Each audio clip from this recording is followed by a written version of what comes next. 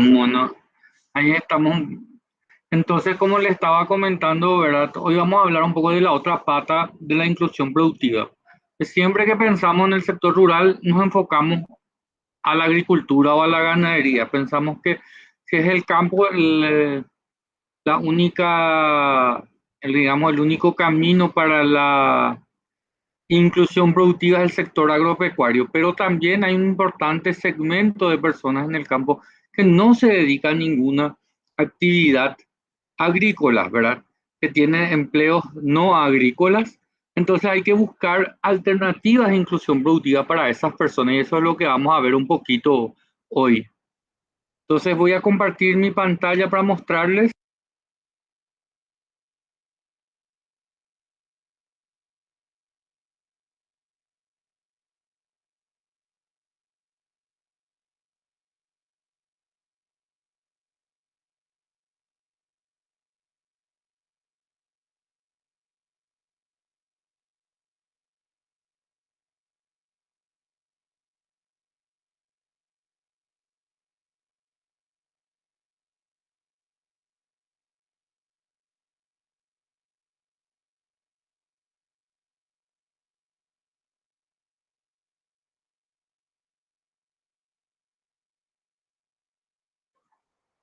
No sé si se ve mi pantalla.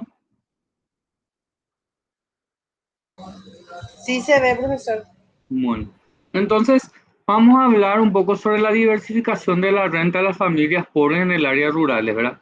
Desde una perspectiva de acceso al segmento no agrícola, ¿verdad? Entonces, en primer lugar, es importante entender que en el área rural existe lo que hoy en día se conoce como el empleo rural no agrícola, que es aquella ocupación o actividad principal no agrícola de las personas que viven en las zonas rurales, ¿verdad? Normalmente ¿verdad? Esta población se suele determinar, se suele a través de los diferentes censos que se hacen. Eh, Abarca diferentes tipos de trabajo, está vinculado a diferentes tamaños de empresas, eh, tiene mucha relación con la inserción laboral y también aglutina al empleo familiar no remunerado.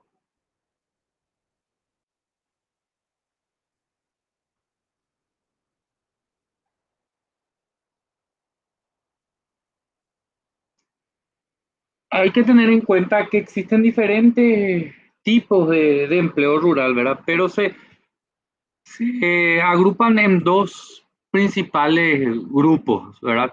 El de mayor productividad, que está vinculado a empleos con ingresos suficientes, con protección social, con seguro social, con todos los condimentos, digamos. Y el empleo rural no agrícola conocido de refugio, que es más un ingreso complementario o adicional para las personas y que donde no tienen ningún tipo de seguridad o de prestación laboral, ¿verdad? Es un empleo que no garantiza una mejor calidad de vida, a diferencia del empleo rural no agrícola de mayor productividad, que garantiza a la familia poder acceder a mejores condiciones de vida. Eh, Algo muy importante de lo que es el empleo rural no agrícola, que está muy vinculado a la cercanía al centro urbano. Mientras las familias más cerca del área urbana, la ciudad viva, se ha demostrado con diferentes estudios en América Latina, tiene mayores posibilidades de acceder a empleos mejor remunerados, mejor pagados, en mejores condiciones que aquellas familias que viven más alejadas del centro urbano. Así también la dedicación, o sea, el porcentaje de ingresos de las familias dependientes del empleo rural no agrícola aumenta a la par de que se van acercando a los centros urbanos. En América Latina se han identificado, digamos, 4 territorios o 4 clases, si se quiere llamar, ¿verdad? Donde se desarrolla el empleo rural no agrícola, ¿verdad? Zonas de alto grado de desarrollo productivo institucional que generan grados razonables de inclusión y diálogos sociales, ¿verdad? Ustedes si más o menos ven el Paraguay, van a ir identificando estos territorios también en nuestro país. Una zona de importante crecimiento económico, pero poco grado de desarrollo e inclusión. Territorios con una abierta desestructuración económica y social.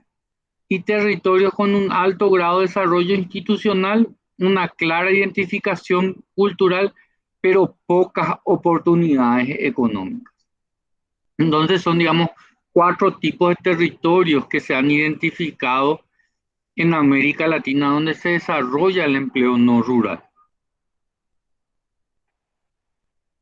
Muy importante poder entender cómo se comporta este empleo no rural, ¿verdad? En cuanto al porcentaje, el empleo no agrícola, en cuanto al porcentaje de la población que se dedica. Como pueden ver en el gráfico, ha crecido mucho desde el 2001 hasta el 2017. En el 2001, el 33% de las personas ocupadas en el campo estaban vinculadas a empleos no agrícolas. Hoy en día alcanza, o sea, en el 2017 alcanzaba al 49% de la población. Estos son datos de CEPAL, ¿verdad? Y si se compara un poco esto con América Latina, ¿verdad? Podemos ver que en América Latina también se ha dado ese crecimiento. Es mucho más, digamos, tranquilo ese crecimiento que en Paraguay, donde ha tenido muchos altibajos. ¿Verdad? Es importante aclarar y entender que esto no quiere decir que todas estas personas estén trabajando, como vimos, en empleos rurales no agrícolas de mayor productividad, ¿verdad? Muchas de estas personas pueden estar en los que se conoce como herna de refugio, ¿no? ¿Ustedes cómo visualizan esta situación en Paraguay? ¿Quién me puede comentar un poco cómo ven en el campo?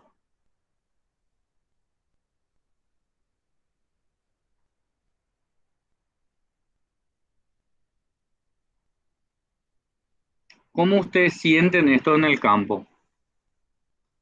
Principalmente aquellos que trabajan en zonas rurales.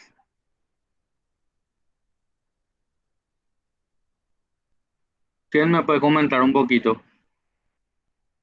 ¿Consideran que estos datos son reales o la mayoría de la gente sigue muy vinculada a actividades agrícolas?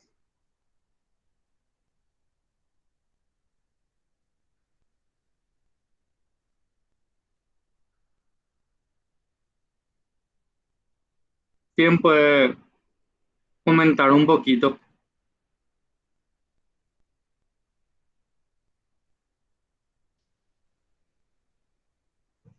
Nadie. Hola, yo quiero tirar alguna idea. Hola, Te ¿me escuchan? escuchamos.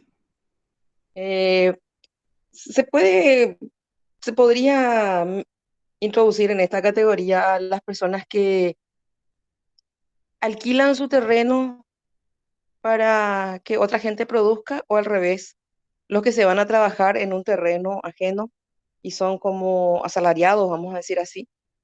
Eh, Tal vez los artesanos, es lo que se me ocurre. No, la gente que va a trabajar en otros terrenos sigue vinculado a actividades agrícolas, por más que no es cuenta propista, nomás trabaja para otro, está empleado, es asalariado, pero igual sigue vinculado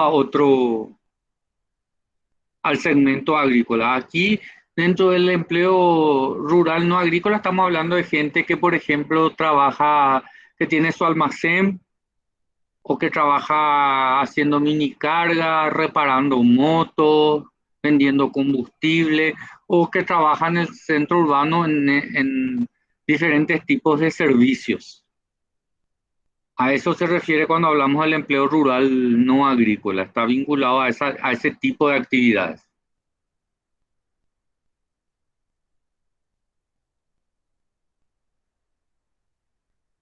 No sé si alguien más quiere aportar cómo es en la comunidad donde están trabajando.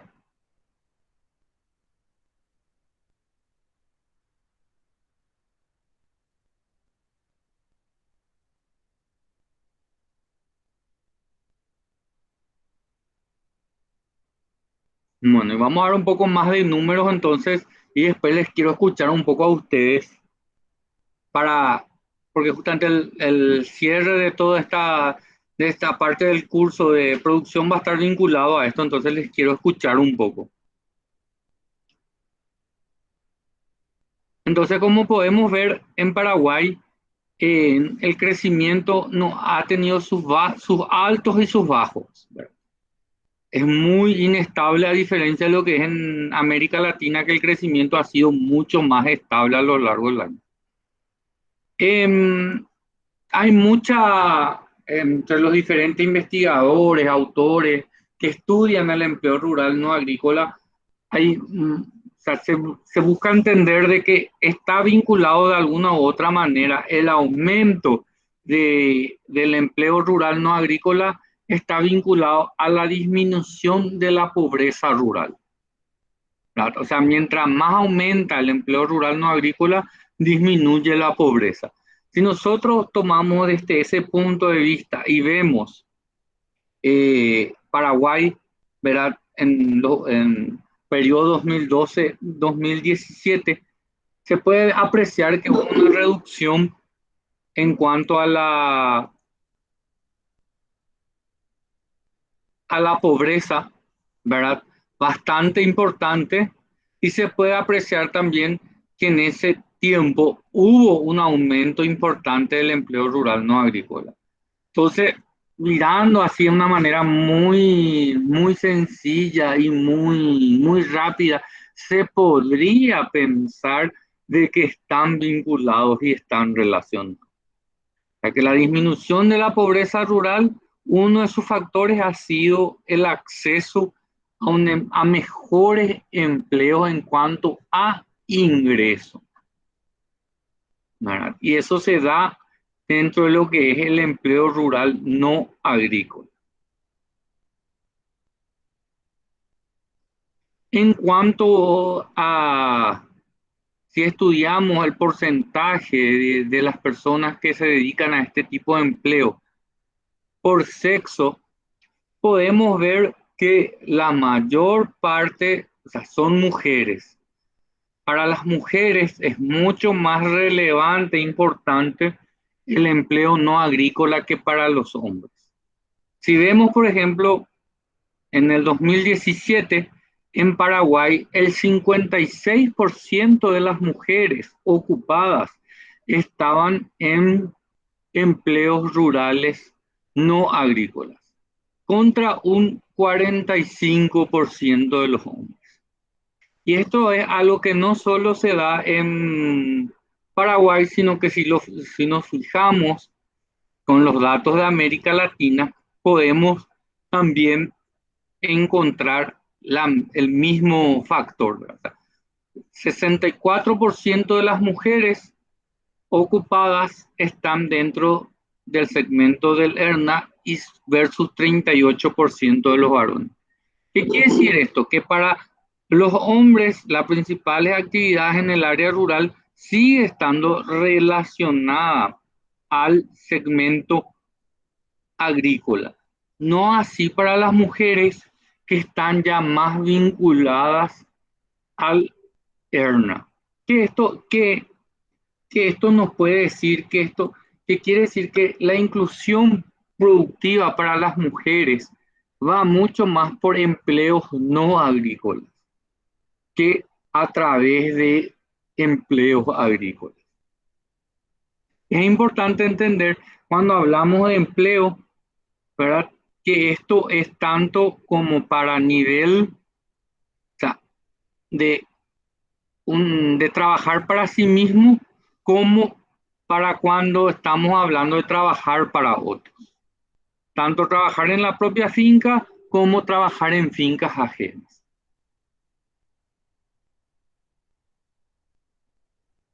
Y si empezamos a analizar de acuerdo a los datos de la encuesta continua de hogares acá en Paraguay del 2019, ¿verdad?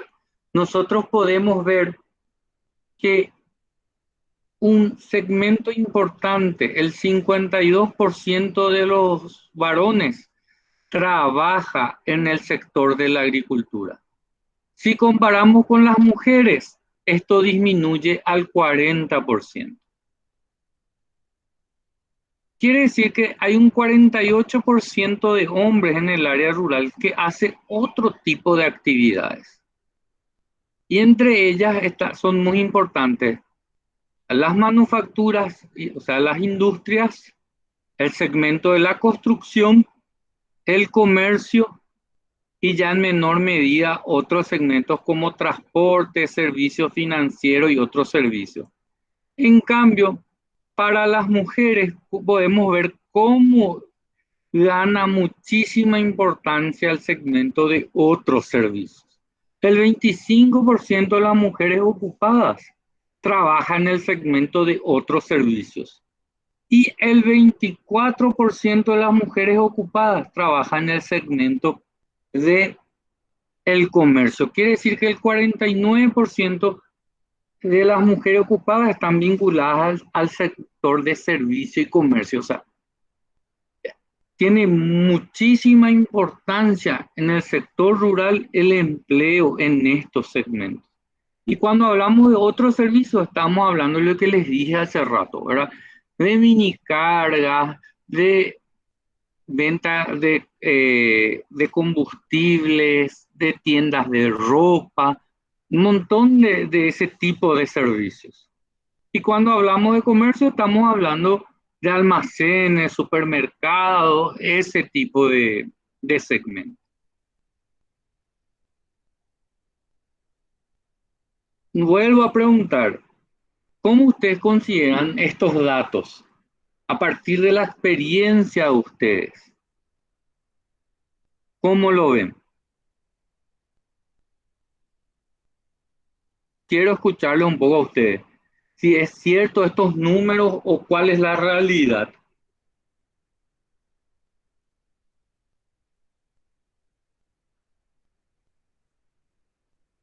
¿Qué segmento en cuanto a edad, por ejemplo, de la población ustedes creen que está más vinculado aún a este tipo de actividad? Yo le quiero pedir permiso a los compañeros de campo. Sí, a la gente que está en campo, ¿qué nos pueden decir?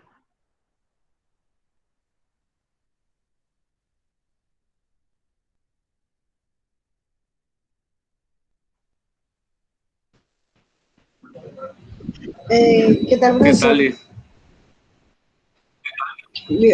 Sí, yo imagino añeta, mande, porque ya No que hay estoy problema. también en el campo, más hacia el campo, creció bastante el tema de oportunidad de las mujeres en el campo, las mujeres que están en el campo en ocupación no agrícola, en empleos públicos, en entes privados, porque el campo también ahora crece mucho y ya los terrenos ya no son más tan grandes como antes, ya no tienen tantas extensiones. Por ejemplo, en el caso nuestro, por ejemplo, en mi comunidad, ya no hay más así que tienen terrenos altos para que se puedan dedicar a la agricultura y la única solución es que haya fuentes de trabajo, como por ejemplo fábrica, eh, en instituciones públicas, educativas, privadas.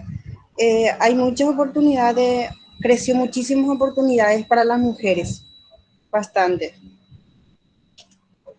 Ese aspecto, por ejemplo, y ahora en mi comunidad, por ejemplo, el tema ahora de obras públicas que están haciendo caminos le dan muchas oportunidades también a las mujeres, para inclusión a las mujeres, y creo que es una buenísima oportunidad, porque de ahí algunos, porque agarran a personas que no son profesionales en área, pero ahí aprenden. Y después, una vez que sabemos bien que eso es temporal, ¿verdad? Y después ya toman experiencia y también la gente ahora está muy interesada en buscar la solución de cómo tener un ingreso. No es que estamos así tanto que esperamos. También hay personas, ¿verdad? No todo, ¿verdad? Que también siguen esperando, pero tenemos más ahora avance en eso. Te lo para ver a la gente, pero oye, por Ecajama, ¿qué se puede hacer? Y creo que el número que usted está mencionando es cierto. Se siente eso, se ve eso. Y tenemos muchas oportunidades las mujeres por ahora. No hace tanto mucho, pero tenemos muchas oportunidades porque anteriormente se veía más a los hombres en la parte de educación, se veía más profesores que mujeres. Ahora parece que hay más mujeres profesoras que hombres, ¿verdad? Y así sucesivamente. Esa es mi opinión personal, esa es mi visión, eso es lo que yo veo, que tenemos muchas oportunidades por ahora las mujeres del campo en la función no agrícola. Ahí Liz, por ejemplo, está mencionando un factor muy importante. ¿A qué se ha de deber ese aumento de cantidad de mujeres, por ejemplo, que son profesoras y eso? Tiene que estar también probablemente vinculado al hecho de que hoy en día es más fácil para las mujeres o pueden para las mujeres acceder a mejores niveles de estudio. ¿Recuerdan cuando habrán dado el módulo del curso de género, ¿verdad? Sobre las brechas? Hoy en día esas brechas en el ámbito de educación son mucho menores, incluso hay áreas donde las mujeres están mejor posicionadas que los hombres y eso genera mayores oportunidades, ¿verdad? Y una mayor presión también por parte de las mujeres para que se les abran esas oportunidades, ¿verdad? ¿Que alguien más que quiera agregar?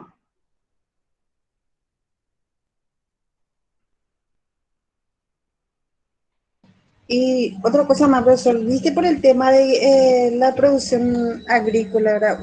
Yo estaba analizando, pensando de que, por ejemplo, ahora que veo en las noticias que cuando uno produce de exceso ya es algo desperdicio. Yo veo que, por ejemplo, la gente, como el tema ahora que entró luego como una fiebre, ¿verdad? El tema de la huerta. Y hay mucho desperdicio porque ya hay una producción sobrecargada, ¿verdad? Del mismo producto. Y esas cosas, por ejemplo, lo que se debería de ver, no sé yo cómo, ¿verdad? No entiendo tanto la técnica de qué se debe hacer para que no llegue a pasar eso, porque ahora hay mucho desperdicio de las hortalizas, porque hay una superproducción y hay poco, en el caso de nuestra comunidad, por ejemplo, no hay tanta gente, abastece de sobramente, no es que no abastece el mercado. Esas cosas, por ejemplo, lo que debería de buscarse de ver cómo hacer, porque yo creo que en Paraguay hay todavía una grandísima oportunidad para mejorar la calidad de la vida de la gente, porque no estamos todavía en una superpoblación para decir. Porque llegó a pasar eso ahora por el tema de las huertas y eso que se desperdician muchas hortalizas, muchas verduras por el tema del exceso de producción. Y ya no sabemos qué hacer porque hay productos que no podés conservar mucho tiempo. En el caso del tomate, uno, por ejemplo, cuando se ingenia, tengo una compañera de Choré que, por ejemplo, hacen conserva de su tomate y guardan un año y eso me dijo ella. Porque yo veo que hacen, pues le pregunté y me dijo que te dura un año una conserva y ahí vos conservas tu producto, ¿verdad? En el caso de tomate, por ejemplo.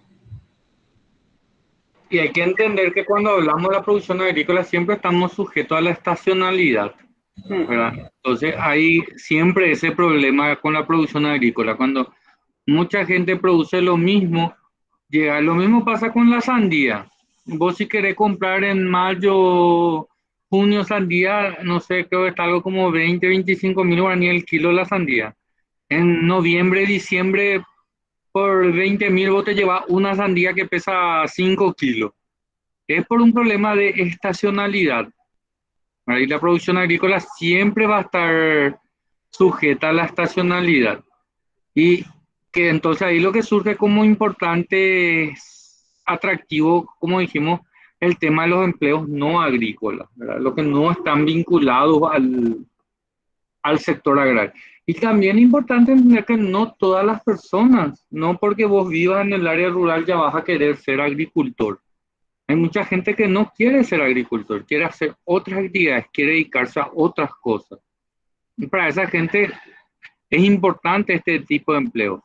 Por ejemplo, en el caso que comentaba Liz, ¿verdad? De la conserva de tomate, una asociación de productores puede producir tomate. Parte de los miembros son los que producen tomate. Y otro grupo de personas que no les gusta trabajar la tierra puede dedicarse a procesar ese tomate y hacer conserva de él. Y otro grupo se puede dedicar a vender ese tipo de productos en otros lugares. Entonces voy a tener diferentes tipos de empleo dentro de un mismo circuito. Gente que se dedica a diferentes partes. No sé si ustedes conocen alguna experiencia que funcione así. Profesor, ¿puedo? ¿Sí? Sí, en el caso de mi zona, ¿verdad? También, como dijo la compañera, tenemos muchas huertas y eso es normal, ¿no? Lo que en una estación siempre haya mayor cantidad de producción y vamos a tener mayor escasez de producción en otras épocas. Pero la ventaja que tienen ahora nuestras participantes es que ya pueden elaborar conservas caseras de tomate, picles que ellos ya saben, pueden preparar. Y hoy yo ya estoy viendo que están vendiendo, ellos vendiendo sus tomates o las conservas ya venden. Y en el caso de la zanahoria, por ejemplo, que hay muchísimas zanahorias, ellos mezclan con la naranja y hacen, ponen en bolsas como un hielo, guardan, congelan y después para el jugo.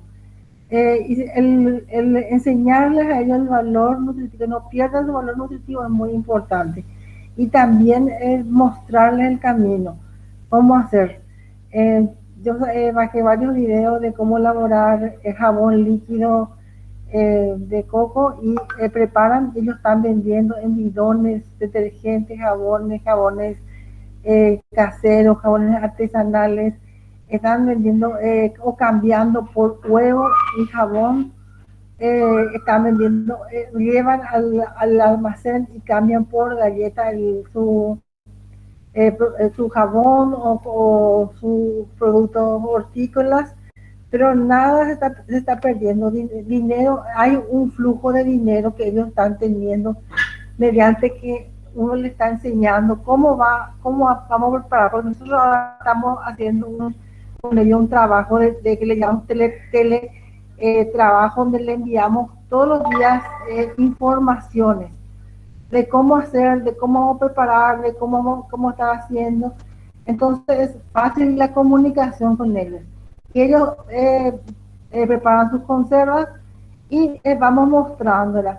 Vamos mostrando y se alzan de los estados para poder vender. Y la gente sabe dónde tiene y dónde van a encontrar. La parte agrícola entonces no se pierde. Y también hay gente que no puede salir. Tenemos que ponernos en el lugar de una persona. A lo mejor hay oportunidades de trabajo, como dijo ella. Pero yo me pongo en el lugar de una mujer que tiene 4 niños menores y que no va a tener una oportunidad de salir de su casa, dejar a los niños y a buscar un empleo público o irse de empleada. Porque eso significaría que los niños tienen que quedarse con la abuela o quedarse con otra persona adulta y un desarraigo. Y lo que el programa de Corporal busca es justamente el arraigo de la familia, el arraigo, que estén dentro de tus comunidades y buscar las oportunidades. Nosotros como técnicos tenemos que mostrarle, manejarle una serie de ideas que ellos pueden ir haciendo y que sean exitosas por más que sea antiguo el preparar la conserva casera o los jabones o los detergentes o el jabón líquido, igual eso se va renovando. a ojesar a monte a de ahí la gente que va a comprar, porque ellos pueden vender mucho más barato sus productos que lo que se compra de forma comercial. Y a la gente les gusta. Y hoy día ya es fácil enseñarle a ellos. Ya Liliana, de otras formas, ya hemos etiqueta y entonces ellos la gente ya sabe el número de teléfono a quién le va a hacer pedido. O preparan y el marido va a vender en la moto. Hay muchas actividades que, pensando yo en la mujer rural, que no puede abandonar a sus niños porque dejaría otra vez en manos de extraños o de la abuela. Entonces, se ingenian, se crean y para que no esté faltando, ya no es más como antes que no quieren vender, nos preparan ellas mismas y estamos vendiendo. En los hermanos nosotros estamos preparando jabones, jabones líquidos, jabones artesanales, detergentes, alcohol en gel, lavandinas, y todo lo que se pueda, los productos de higiene, las conservas. Estamos haciendo picles, estamos preparando pepinillos en vinagre, muchísimos productos estamos preparando que la gente ya por mensaje nomás ya pide. Pero si escuchaban, profesor. Sí, te escuchamos. Bueno, entonces se van dando cuenta que cada vez más hay, por ejemplo, Carmen ahí mencionó un montón de actividades. El marido que reparte en moto, ¿verdad? Eso no es una actividad no agrícola. El procesamiento es actividad no agrícola. El negociar a través del celular es una actividad no agrícola. O sea, cada vez hay una mayor diversificación de las actividades que la gente hace, ¿verdad?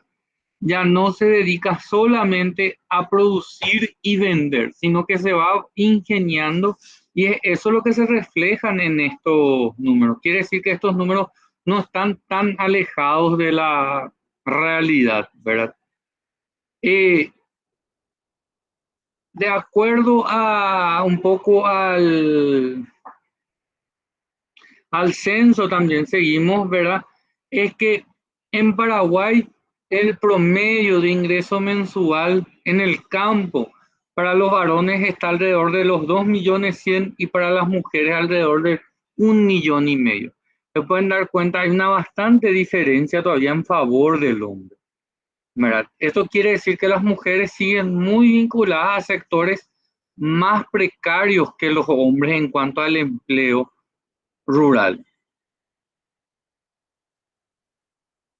Y otro factor importante es que muchas veces la gente está ocupada, pero está vinculada al segmento no remunerado, o sea, no recibe un ingreso por su trabajo. En el caso de los varones, si se dan cuenta ustedes, es alrededor del 54% de las personas no reciben un ingreso. Y si pasamos a las mujeres, aumenta un poquitito más, llegando al 58%. ¿Y a qué se dedica esta gente? Podemos ver que la mayor parte de las mujeres que están ocupadas y no tienen, hay un fuerte componente vinculado al segmento no agrícola, también al agrícola, ¿verdad? Pero es casi el doble el trabajo no remunerado, no agrícola que realizan las mujeres al agrícola, al no agrícola no remunerado que hacen los hombres. Y dentro de este segmento entran todo lo que está vinculado al cuidado del hogar, ¿verdad? Entonces es muy importante, seguimos viendo que hay una importante diferencia en cuanto a la, a la distribución de tareas dentro del hogar. Principalmente, como habíamos visto en el curso de género, el tema de los roles del cuidador. Son normalmente las mujeres que tienen que asumir esto, ¿verdad? El cuidado de los hijos, de parientes enfermos, de los padres, muchas veces de los suegros. Bueno. Y dentro de esta actividad es una que cada vez surge como un mayor incentivo y de Estado, se busca potenciar es el turismo rural. En Paraguay, aproximadamente en el año 2019 ingresaron 1.180.000 personas registradas como turistas, ¿verdad? El 70% de esas personas vinieron de Argentina, o sea, la gran parte de nuestros turistas son argentinos, que están vinculados preferentemente a un turismo de compras. Y un 16% brasilero que también está más vinculado a eso. O sea, la cantidad de turistas que nosotros tenemos es muy incipiente aún y principalmente la que está vinculado, digamos, al turismo rural. La mayoría de las personas que hoy en día hacen turismo rural son gente de las ciudades de Paraguay.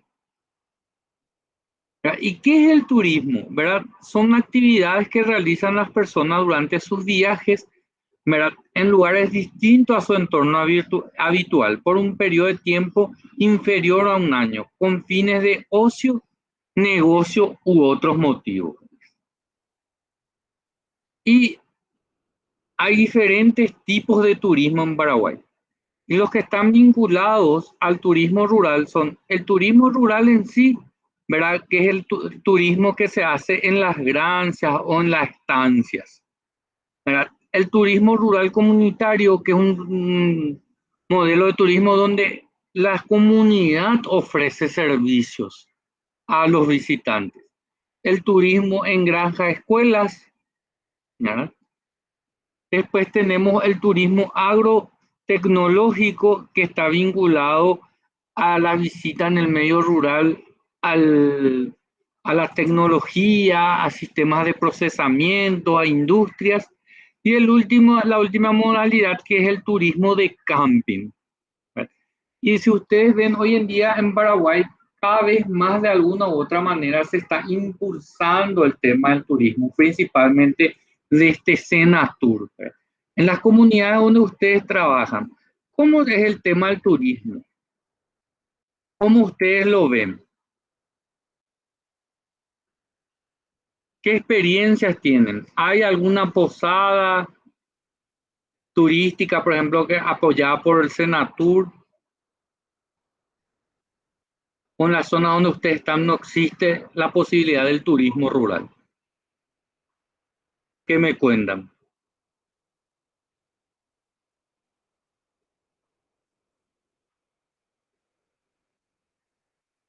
¿Quién puede hablar?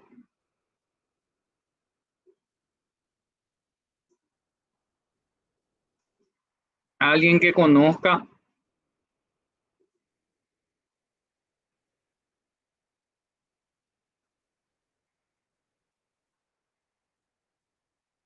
Nadie se anima.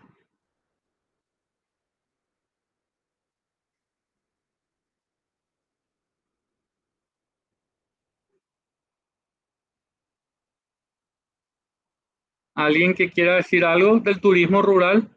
Les escucho.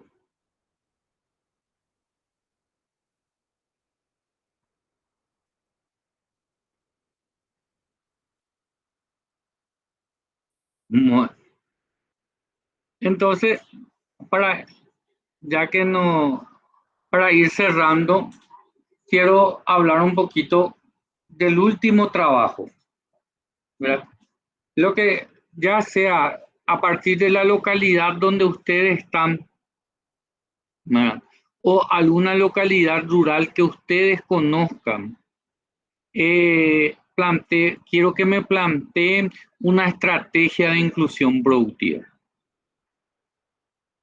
¿sí? Ya sea rural o no, o sea, ya sea agrícola o no agrícola. Pero ¿qué estrategia? No hace falta que sea largo, una hoja y media de qué estrategia y cómo se puede potenciar esa estrategia de inclusión. Por ejemplo, como la experiencia que contó Carmen o que contó Liz, ¿verdad? O otras experiencias, como le digo, el tema de las posadas turísticas, por ejemplo, que en la zona de Turuzú, y eso se trabajó mucho. Entonces quiero que ustedes me planteen una estrategia de inclusión productiva. No sé si tienen alguna duda al respecto.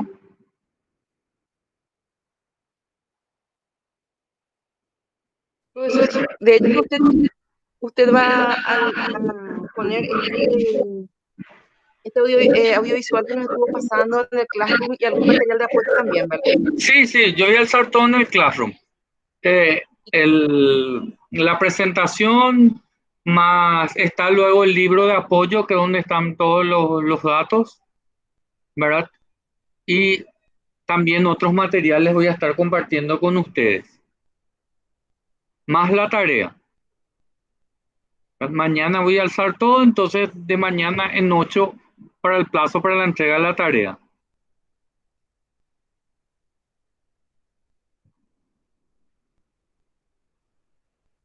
¿Alguna otra consulta? Parece que el feriado nos afectó nomás, profe, por eso estamos un poquito calladitos hoy. No hay problema. Vamos a ver qué escriben en sus propuestas.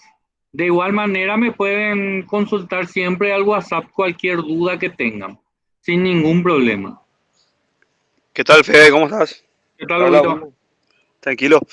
En respecto a la propuesta de la tarea de propuesta de inclusión productiva que estabas comentando, ¿podría ser reactivada alguna que ya haya? Que, por ejemplo, no esté ahora mismo no esté muy en auge, pero que se pueda impulsar y todo eso. No hace falta que sea una nueva luego, ¿verdad? No. Pero no hace falta que sea a nivel país ni nada, sino tipo No, elegir una claro. comunidad o algo, un Sí, lugar donde ustedes están trabajando, ustedes conozcan, ¿verdad? Y ahí, no, sí, inclusive puede ser con 2, 3 familias, pero tampoco hace falta que sea con toda la comunidad o no. perfecto, ¿no? Era más para aclarar un poco nomás la Sí. consulta. Puede ser nuevo, puede ser si ustedes conocen alguna estrategia, como por ejemplo lo que Carmen comentó que están impulsándolo ustedes, ¿verdad? Desde el MDS, entonces cómo potenciar eso, describir esa estrategia y qué para ustedes se debería mejorar para que tenga mejor impacto, por ejemplo. De igual manera, no importa si es algo que ya se está haciendo. Perfecto, gracias. Usted en su primer trabajo práctico lo ya habían identificado algunas, ¿verdad? Entonces, de por ahí pueden ir mejorando eso.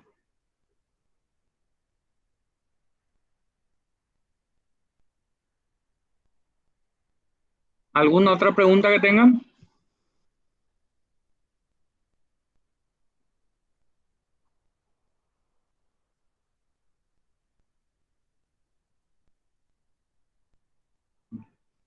¿Les parece entonces si dejamos hoy por aquí? Yo mañana voy a estar alzando todo en el Classroom, ¿verdad? Y cualquier duda que tengan me consultan, ¿verdad? Y con esto estaríamos dando por cerrado lo que es el capítulo o sea, el curso de inclusión productiva, y vamos a estar entrando el lunes o martes en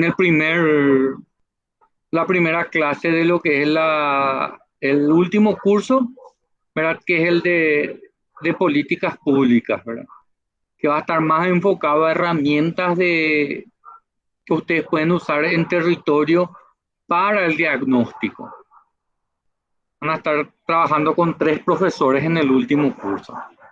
No sé si tienen alguna duda. Ya no, profesor. Si total podemos consultarte después cualquier Sí, no hay duda. ningún problema. También si de Dale, repente tienen problemas para alzar los trabajos en el Classroom, me pueden enviar al correo sin ningún problema. está bien, No hay gracias. drama con eso. Vale. Entonces les agradezco su tiempo y quedo atento a sus consultas para el trabajo. Yo mañana a primera hora ya comparto con ustedes para que puedan arrancar. Muchas gracias por su tiempo y nos seguiremos seguro el otro martes para el inicio del nuevo curso. Muchas gracias.